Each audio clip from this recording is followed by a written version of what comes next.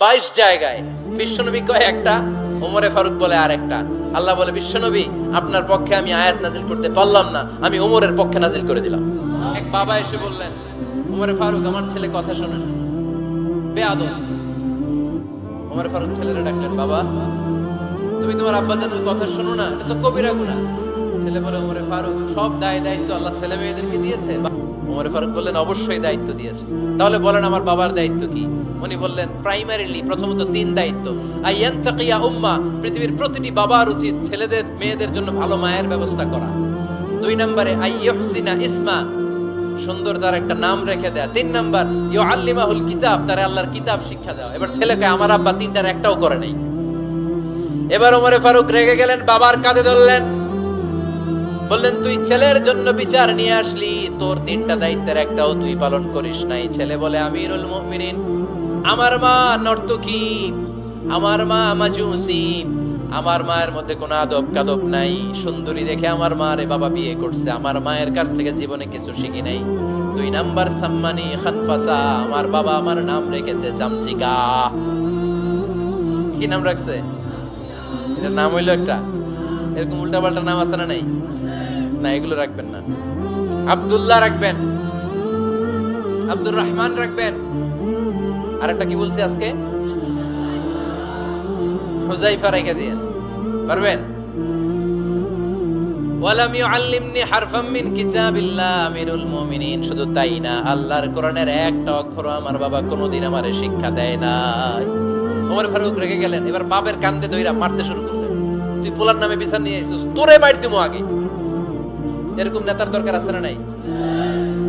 মদিনায় এক লোক তার বউরে রাগের চোটে 100 তালাক দিয়ে ফেলছে। কয় তালাক দেয়ার নিয়ম কয়টা? দিছে কয়টা? এবার স্ত্রী কাঁদতে কাঁদতে এসে বলে, আমিরুল মুমিনিন দেখেন, আমার স্বামী আমারে রেগে মেগে 100 তালাক দিছে। ওমর ফারুক বললেন, দইরা নিয়ে এটা নিয়ে আসা হলো। ওমর ফারুক বললেন, কয়টা তালাক দিয়েছো? কয় 100টা। কেন দিছো? কয় মাথা গরম আছিল। এরকম আছে না? তালাক দেওয়ার সময় সব তালাক, তুই তালাক, তোর মা তালাক, তোর বোন তালাক, সব তালাক। তালাক দিবে ওয়াইফ রে, দিতেছে সবাই রে। ওমর ফারুক বললেন, দিবে 3টা, 100টা দিলা কেন? কয় মেজাজ গরম ছিল। কয় দাঁড়া, আত-তালাকু মিন শাআইরিল্লাহ, তালাক হচ্ছে আল্লাহর দেয়া বিধানের একটা নিদর্শন। এটা নিয়ে তুই খামখেয়ালি করলি? আমার রায় শোন, আমার রায় হচ্ছে 3 তালাকে তোর বউ তালাক, বাকি 97 তালাক তোর পিঠের উপরে পড়বে। এরকম বিচারের দরকার আছে না নাই? এরকম দৃষ্টান্তমূলক বিচার যদি বাংলার জমিনে দেয়া হতো, আর কোন নারী ধর্ষিতা হতো? আর কোন নারীকে অ্যাসিড মারা হতো? আর কোন নারী যৌতুকের জন্য কান্না করত? একটা অমল লাগবে, বেশি না। কয়টা লাগবে? তিনি গভর্নর সিস্টেম চালু করেছিলেন, governor system, Islamic state. Bahrain, ইয়ামান, মিসর, কুফা, বসরা, মক্কা, মদিনা, এই 7 জায়গায় 7 জন গভর্নর পাঠিয়েছেন। তাদের থেকে তথ্য নিতেন। এই গভর্নর সিস্টেম উনি বানিয়েছেন। সাইয়েদনা আমর ইবনে আল-আস রাদিয়াল্লাহু তাআলা আনহুকে পাঠিয়েছেন মিশরে। মিশরে একটা দৌড় প্রতিযোগিতা হতো। ওই দৌড় প্রতিযোগিতায় আমর ইবনে আল-আস রাদিয়াল্লাহু তাআলা আনহুর ছেলে অংশগ্রহণ করেছে, কিন্তু এক মিশরি ওই দৌড় প্রতিযোগিতায় চ্যাম্পিয়ন হয়ে গেছে। রানার্স আপ হয়েছে আমর ইবনে আল-আসের ছেলে।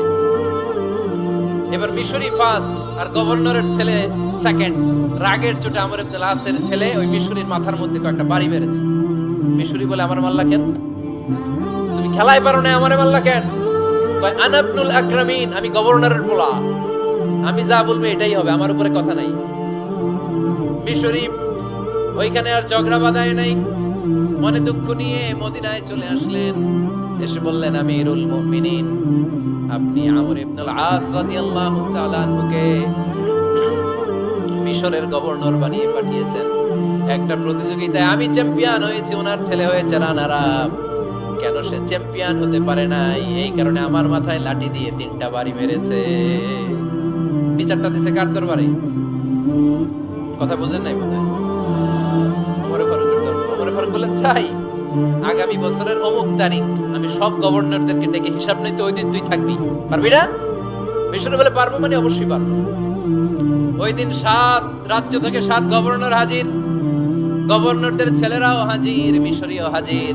7 গভর্নরের কাছ থেকে 7 এলাকার খোঁজ খবর নেয়ার পরে ওমরে ফারুক বললেন, আইনাল মিসরি, মিশরী লোকটা কই, এদিকে আয়। মিশরী সামনে আসার পরে বলল, আমর ইবনুল আস, তুমি মিশরের গভর্নর, তোমার ছেলে সহ তুমি আসো। আমর ইবনুল আস এসে সামনে বসে রইলেন। এবার বললেন, ও আমর ইবনুল আসের ছেলে, তুমি নাকি ইবনুল আকরামিন গভর্নরের ছেলে, তুমি যা বলবা মিশরে নাকি তাই হবে, তোমার নাকি অনেক দাপট। নিজে একটা লাঠি এনে মিশরীর হাতে দিয়ে বলল, এবার তোর মাথায় যতটা মারছে তুই ততটা গুনে গুনে মার, আমি দেখবো। আমর ইবনুল আস দেখবে, আমর ইবনুল আসের ছেলেরে তুই এখানে মার। সে বলতেছে, থাক, আপনি বলছেন এতেই যথেষ্ট, মারা লাগবে না, আমি মাফ করে দিলাম। ওমরে ফারুক বলল, খবরদার, মার, মার ওর মাথার মধ্যে।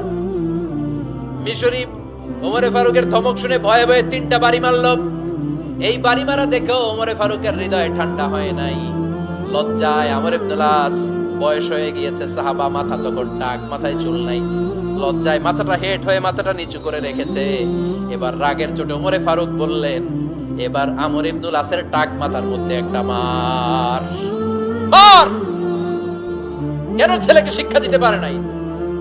ইয়া আমর ইবনুল আস, মাতা জাআলতুমুন নাস আবিদা, তোমরা কখন মিশরীদেরকে নিজেদের দাস বানায় নিলা? ওয়াকাদ ওয়ালাদাতুম উম্মুহুম আহরারা, আর ওদের মায়েরা তো ওদেরকে স্বাধীন সন্তান হিসেবে প্রসব করেছে। মানুষদের উপর ক্ষমতাগিরি করার জন্য গভর্নর পাঠাই নাই।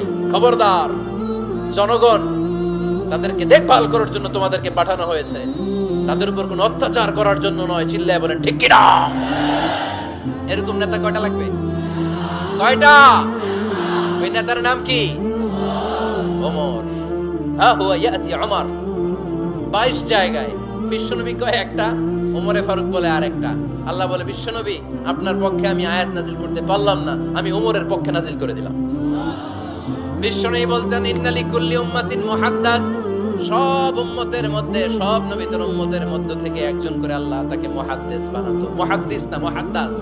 মুহাদ্দাস মানে এমন লোক যিনি যা ভাবতো ওই ভাবনাটাই আল্লাহ আয়াত হিসেবে নাজিল করে দিতেন। বিশ্বনবী বলেন, আমার উম্মতের মধ্যে মুহাদ্দাস হচ্ছে সাইয়েদনা ওমর।